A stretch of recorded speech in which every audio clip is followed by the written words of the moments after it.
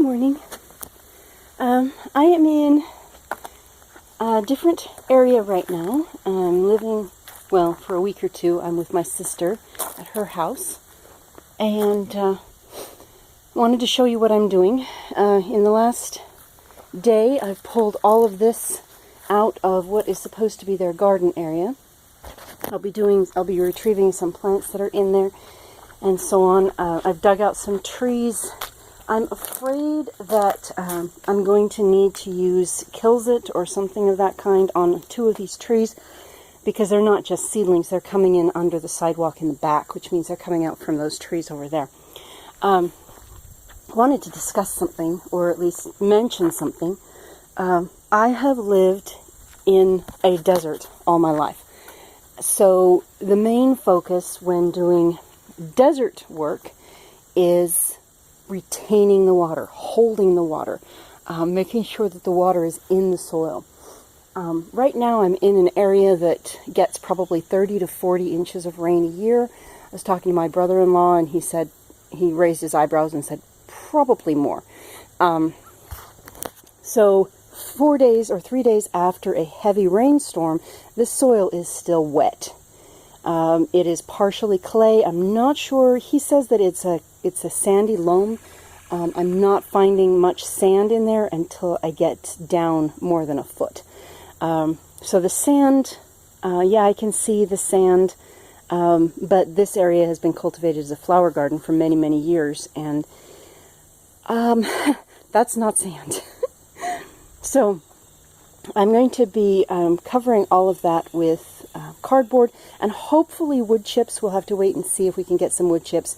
But if I can, in the 2 weeks that I have, if I can cover all of that with cardboard and then wood chips, number one, it'll be directing the water a little bit more away from the house, and number two, by spring it'll be ready to plant. But there's a little bit of a problem, because like I said, I'm used to a desert area, so I look at this and my brain says, hold that water, use the downspouts, get that water into the soil all around the sides.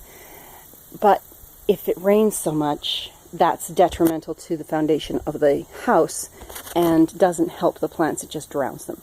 So other things have to be considered for water, as far as preserving that water and not just making it run off into somebody else's fields, which is something else that I had never really considered, because I live in an area where water just soaks in and dries up and it's gone.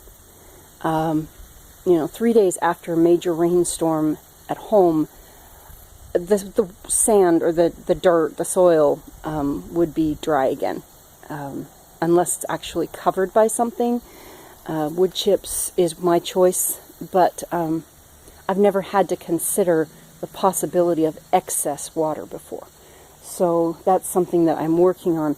But I wanted to show you something. I found a couple of old tires on the property and some bricks, and I'm building a planter right here in the corner.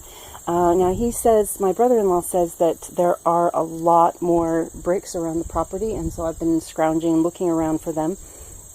Hopefully I'll be able to find enough to fill that, to cover that up to the top so that it'll look like a brick planter.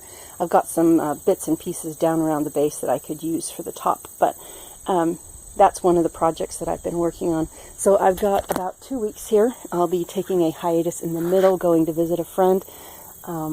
But right now, I think we're making progress. I just need to get lots and lots and lots of cardboard and wood chips to fill this in so that she'll have a garden next year. Talk to you later.